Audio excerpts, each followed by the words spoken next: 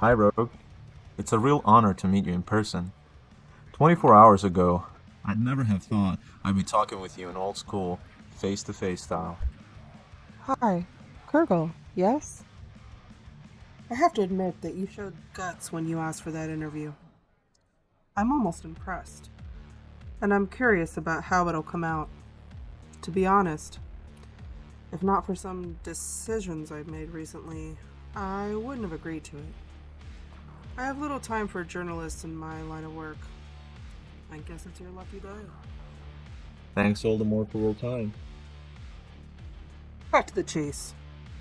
You mentioned that you wanted to talk about my cyberpunk past. We're making material about the comeback of the Cyberpunk Style. So we thought it would be awesome if we could talk with you about that. How it was 50 years ago. What it was like being a cyberpunk back then. And how it's different from being one now. You've been using the word cyberpunk quite a lot.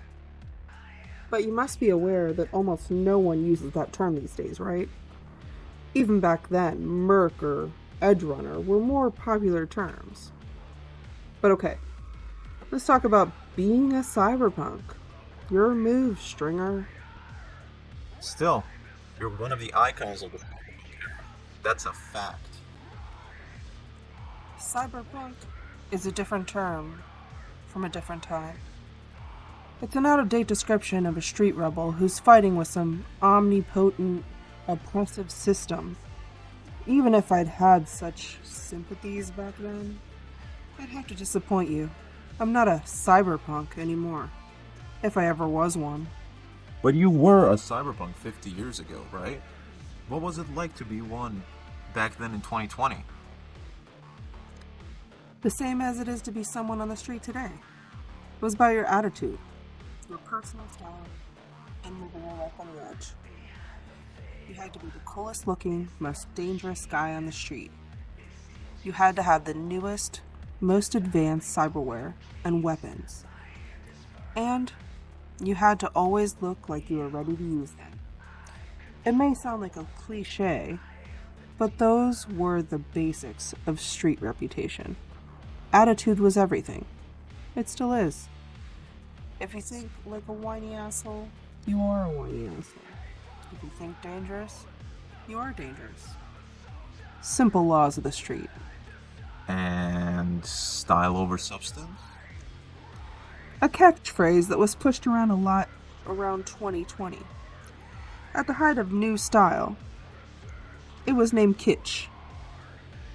And it was quickly adopted by cyberpunks and all sorts of other rebels. It was a street philosophy that your unique look and personal style should be your trademark. To put it simply, it doesn't matter how good you are at doing something as long as you look awesome doing it. It didn't matter if you had a cyber arm covered with expensive real skin. It was your new chrome cyber arm that made you stand out from the crowd. If you take an entire Arasaka strike team all by yourself, you're really good. But doing it armed with a custom-made pistol while only wearing leather armor jacket, acid wash jeans, and mirror shades, that was something that earned you a reputation. How do you feel about the return of the cyberpunk style? Those pink mohawks and synth leather clothes the kids are wearing nowadays, it's mostly just imitation. Sure, back then, it was about rebelling, but rebelling with a cause. It was about standing up against corporate dictated order, about defying authority and playing it out with style. To live on the edge with a capital E. You wanted to be where the action was. To be the action. To do something big and never play it too safe. Youngsters lack the vision and guts to really do big things. Like the attack on the Arasaka Towers in 2023? Is it true that you were part of it? Nice try, kiddo. You're not the first news hound to ask me that question. And you won't be the first to get an answer. Sorry. I had to try. So, to rephrase the old slogan, you think that real cyberpunk is dead? The rebel part of it? I think so, yes. Back then in 2020, it was a global movement aimed against mega corporations. But mega corporations have lost a lot of their power in the past 50 years. Except for in the free cities like Night City, of course. On second thought, if Cyberpunk had a chance to reconnect to its roots, it would be in a place like Night City. Maybe there's hope for second wave Cyberpunks after all. So, what would be your advice for all those people aspiring to be a cyberpunk? Grow a spine. Stop waiting for opportunity and go looking for it. Touché. Speaking of opportunity, I'd like to ask you a few quick questions about your personal experience as a cyberpunk. Or Edgerunner, if you prefer that term. We can stay with Cyberpunk. It suits you. And I think we have a few minutes left. So, a cyberpunk's gun, a trademark or a tool? It's a matter of personal taste and philosophy. Yes, the weapon can be your trademark. In this business, you develop personal preferences. So in time, you should get the gun that fits you.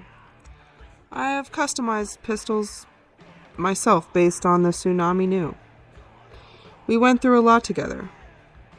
On the other hand, if you want to be a top-tier mirror, you have to be as effective with your favorite toy as you are without it. Again, style over substance. You look cool when you're wasting booster gang guys with your custom-made Malorian arms pistol, but wasting them using any weapon that happens to be around is a style in itself.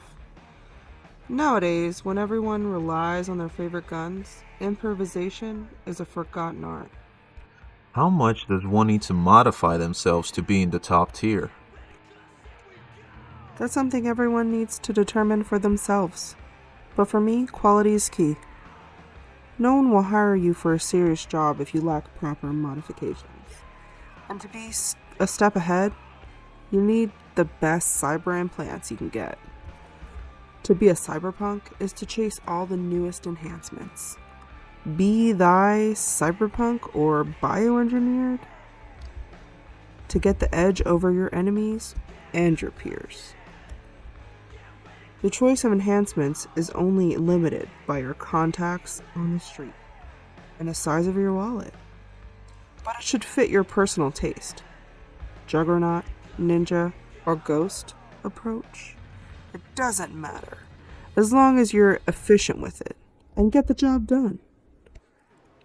But if you can't plan and you can't execute a job properly, no amount of cyberware will help you get to the top tier. Wow. How much does one need to sell out to the corpos to get to the top tier?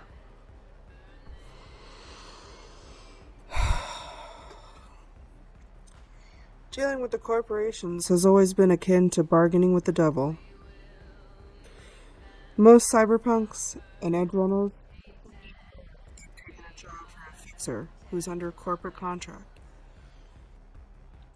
Those jobs could be anything at all that the corpos want to avoid a direct connection with, like planting a bug or stealing some data or assassinating a seemingly unassuming guy, or organizing a heist at an armed convoy. If you're good enough, they'll contract you, again, via Fixer to hire you for more lucrative assignments. That's the tricky part. The money is really good, and they can grant you access to really top-notch, restrictive cyberware. But if you go for it, they own you.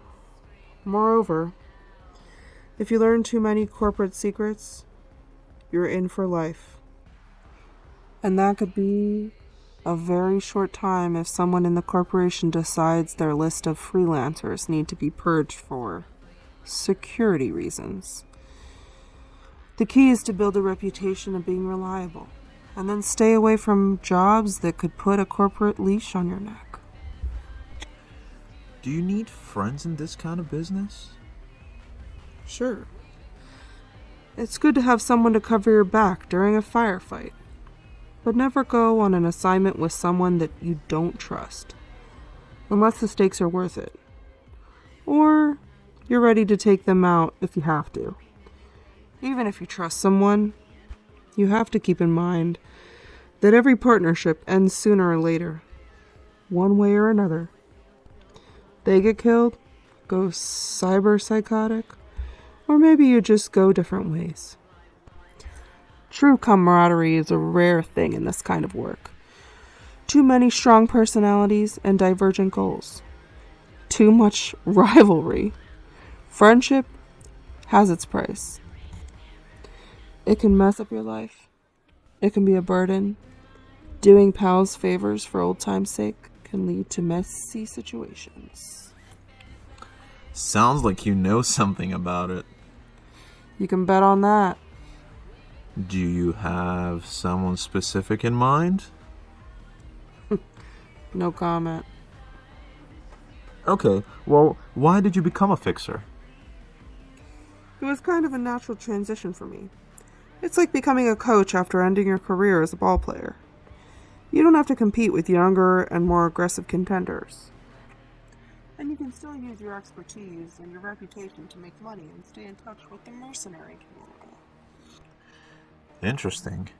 There were some rumors that your shifting sectors had something to do with you disassembling the Atlantis group. Can you confirm or deny that? Old story, mostly untrue. It seems to me that some of the guys from Atlantis Bar couldn't bear that times had changed. And I had to move on. We all had to. You can't rebel all your life. Yes, I had access to some juicy contracts, and I was willing to share them with some of my friends from the Atlantis Group mercenary branch. Yes, some of us made good money on them, and a few guys decided to retire. If that means I disassembled a group of ex-rebels, then I'm guilty as charged. And finally, do you miss your mercenary days? Sometimes I miss the action and the thrill of a good challenge, but I am damn good at what I do now, so I regret nothing. And that's an excellent wrap-up. Thanks for the interview, Rogue. Thanks, Kirkle. Despite my initial doubts, that was quite an interesting conversation. Be sure to publish this as it is, or I'll find out where you live.